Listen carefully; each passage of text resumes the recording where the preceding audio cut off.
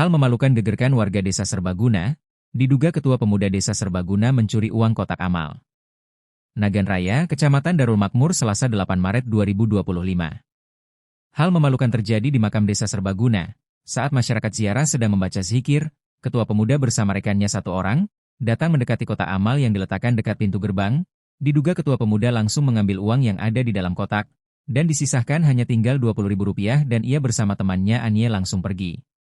Kemudian beberapa warga tak sengaja melihat hal tersebut dan memberitahu si penjaga makam. Saat tim liputan menelusuri dan menelpon via WhatsApp, salah satu rekannya Anbe diri menjelaskan bahwa benar uang tersebut diambil oleh ketua pemuda dan dipakai untuk lomba tarik tambang pemuda yang disertai music keyboard. Alasan Anbe, uang itu kan sudah dipakai sama-sama dengan pemuda dan acara pemuda. Pungkasnya, saat tim liputan mengkonfirmasi penjaga makam, beliau menjelaskan, "Saya membersihkan makam di sini dengan uang saya sendiri. Sudah 6 tahun lebih saya jaga dan membersihkan makam ini. Namun saya tidak pernah dapat partisipasi dari desa. Dan saya pun tidak pernah meminta uang gaji atau bantuan dari desa, karena saya ikhlas mencari pahala. Namun kali ini saya dan masyarakat lainnya sangat kecewa, karena kejadian ini sudah yang kedua kalinya. Tahun kemarin 5 juta diambil ketua pemuda namun saya diam. Dan hari ini kami tidak tahu berapa jumlahnya. Saya sangat kecewa. Rasa malu sebagai ketua pemuda di desa telah berbuat hal tak terpuji dengan gaya diduga mencuri kotak amal." Warga lain pun geram atas tindakan memalukan tersebut. Dimohon kepada APH Sukamakmur terkait tindakannya usut tuntas. Tindakan pencuri kotak amal tersebut.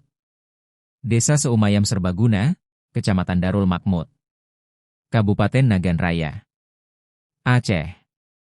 Menurut tokoh agama Islam, mencuri merupakan perbuatan yang diharamkan dan termasuk dosa besar. Jika seseorang mencuri uang dari kotak amal, perbuatan ini tidak hanya melanggar hukum syariat, tetapi juga merugikan orang lain yang menjadi penerima manfaat dari amal tersebut. Berikut adalah penjelasan hukum mencuri uang kotak amal. Diketahui musik keyboard pun berhenti sampai jam 3 malam. Beberapa warga resah karena musik tersebut membuatnya tidak dapat istirahat. Hingga salah satu pemuda Ane menjumpai salah satu orang tua desa. Hal tersebut juga disampaikan kepada tim liputan. Kemudian beberapa warga tak sengaja melihat hal tersebut dan memberitahu si penjaga makam. Saat tim liputan menelusuri dan menelpon via WhatsApp, salah satu rekannya Anbe diri menjelaskan bahwa benar uang tersebut diambil oleh ketua pemuda dan dipakai untuk lomba tarik tambang pemuda yang disertai music keyboard. Alasan Anbe, uang itu kan sudah dipakai sama-sama dengan pemuda dan acara pemuda.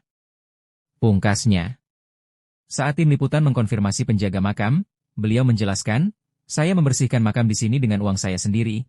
Sudah 6 tahun lebih saya jaga dan membersihkan makam ini. Namun saya tidak pernah dapat partisipasi dari desa. Dan saya pun tidak pernah meminta uang gaji atau bantuan dari desa, karena saya ikhlas mencari pahala. Namun kali ini saya dan masyarakat lainnya sangat kecewa, karena kejadian ini sudah yang kedua kalinya. Tahun kemarin 5 juta diambil ketua pemuda namun saya diam. Dan hari ini kami tidak tahu berapa jumlahnya. Saya sangat kecewa. Rasa malu sebagai ketua pemuda di desa telah berbuat hal tak terpuji dengan gaya diduga mencuri kotak amal." Warga lain pun geram atas tindakan memalukan tersebut. Dimohon kepada APH Sukamakmur terkait tindakannya usut tuntas. Tindakan pencuri kotak amal tersebut. Desa Seumayam Serbaguna, Kecamatan Darul Makmur, Kabupaten Nagan Raya, Aceh. Menurut tokoh agama Islam, mencuri merupakan perbuatan yang diharamkan dan termasuk dosa besar.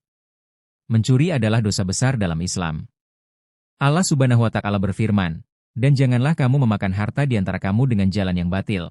Quran Surat Al-Baqarah 188. Selain itu, Nabi Muhammad SAW bersabda, "Allah melaknat pencuri." HR Bukhari dan Muslim.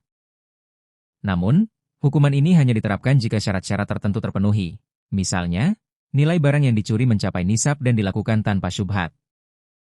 3. Pelanggaran amanah. Uang di kotak amal merupakan amanah yang diperuntukkan bagi orang-orang yang membutuhkan. Mencuri dari kotak amal berarti mengkhianati amanah dan hak fakir miskin. Tanggung jawab taubat. Orang yang mencuri wajib bertaubat dengan sungguh-sungguh kepada Allah. Taubat meliputi berhenti dari perbuatan tersebut, menyesali perbuatan yang telah dilakukan, bertekad tidak mengulanginya lagi, mengembalikan uang yang dicuri atau mengganti kerugian tersebut. Perbuatan mencuri dari kotak amal sangat buruk karena menyakiti banyak pihak, termasuk para pemberi amal, penerima manfaat, dan lembaga yang bertanggung jawab. Selain dosa kepada Allah, pelaku juga harus menyelesaikan hak manusia, hakul adami, dengan mengembalikan harta yang dicuri. Hukuman dalam Islam. Dalam hukum syariat, mencuri yang memenuhi syarat tertentu dapat dikenakan hukuman had, potong tangan, seperti yang disebutkan dalam Quran Surat Al-Maidah 38. Tindak pidana pencurian uang kotak amal, suatu penelitian di wilayah hukum Pengadilan Negeri Janto. Rida Akbarul Karim, Nur Hafifah. Tindak pidana pencurian uang kotak amal termasuk dalam tindak pidana pencurian biasa yang diatur dalam pasal 362 KUHP yang menyebutkan bahwa barang siapa mengambil suatu barang, yang seluruhnya atau sebagian kepunyaan orang lain, dengan tujuan untuk memilikinya secara melawan hukum, diancam karena pencurian dengan hukuman penjara paling lama 5 tahun atau hukuman paling banyak Rp900. Tindak pidana denda uang kotak amal juga bisa termasuk dengan pemberatan yang diatur dalam Pasal 363 KUHP kelima yang menyebutkan bahwa diancam penjara paling lama 7 tahun terhadap pencurian yang dilakukan dengan merusak, memotong, mengurung, atau dengan memakai anak kunci palsu, perintah palsu atau pakaian jabatan palsu. Walaupun sudah diatur bahwa pencurian adalah perbuatan yang dilarang dan adanya sanksi akibat perbuatan tersebut, namun pada kenyataannya kasus pencurian uang kotak amal baik di masjid atau menasah masih terjadi.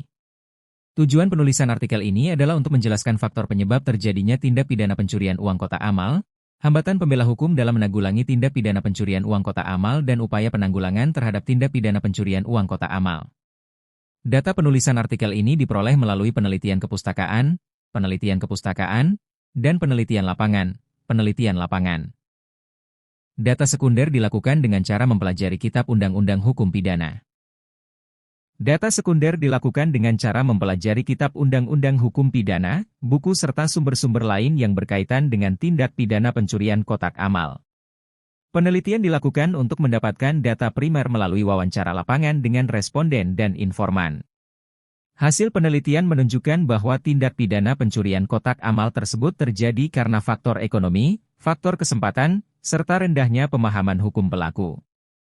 Hambatan yang timbul dalam upaya penanggulangan terhadap pelaku tindak pidana pencurian uang kotak amal yaitu kurangnya sarana dan prasarana yang disediakan oleh pemerintah daerah terhadap pihak kepolisian, tidak hadirnya saksi yang di persidangan, serta rendahnya kesadaran hukum masyarakat.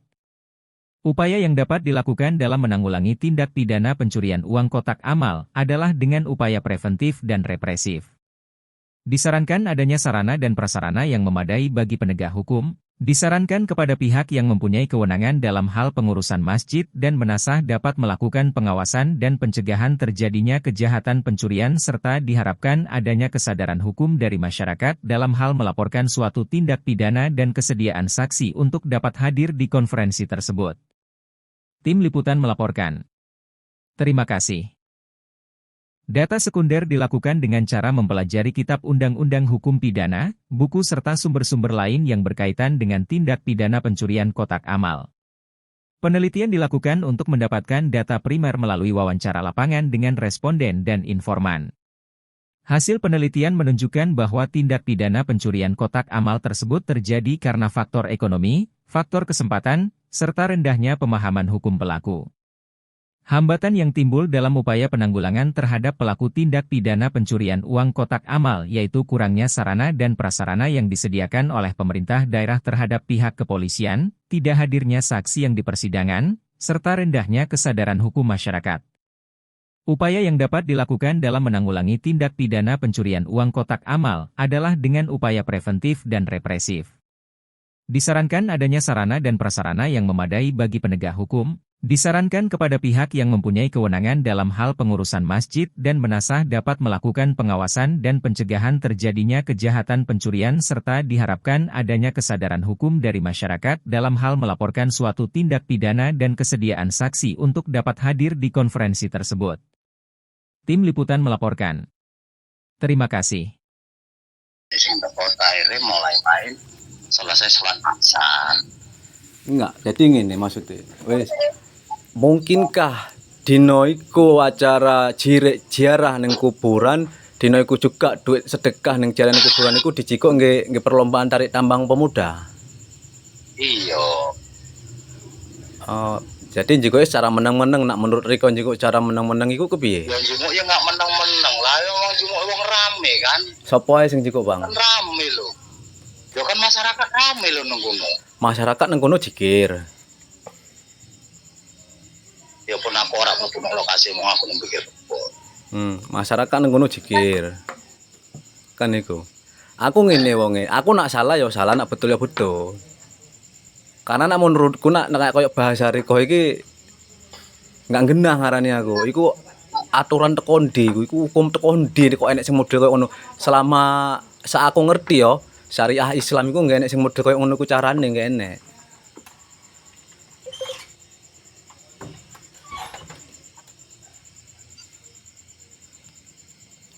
Makanya aku nelpon Riko, tak cek jaluk tukar pendapat, tak pikir Riko iku iso nge pendapat tengah-tengah, rupane enggak iso.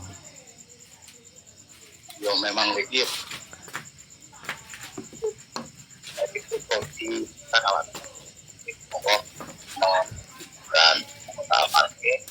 acara bareng-bareng no lapangan kok. Ya wis iku wae. Oh ya oke. Sampe yo ngomong-ngomong tok lho. Dadi ada kepiye meneh. Iya, cuman nak koyo bahasa Riko kan enggak masuk akal iku. Enek pula ya duit sedekah teko kuburan iku kan dijikuk nggih acara pemuda, acara bareng-bareng kan enggak masuk akal iku. Mosok dino iku acara ziarah. Enggak, karena kan ngene, tak delok Riko nang desa aktif. Ya kan, dalam ada sekedar membantu.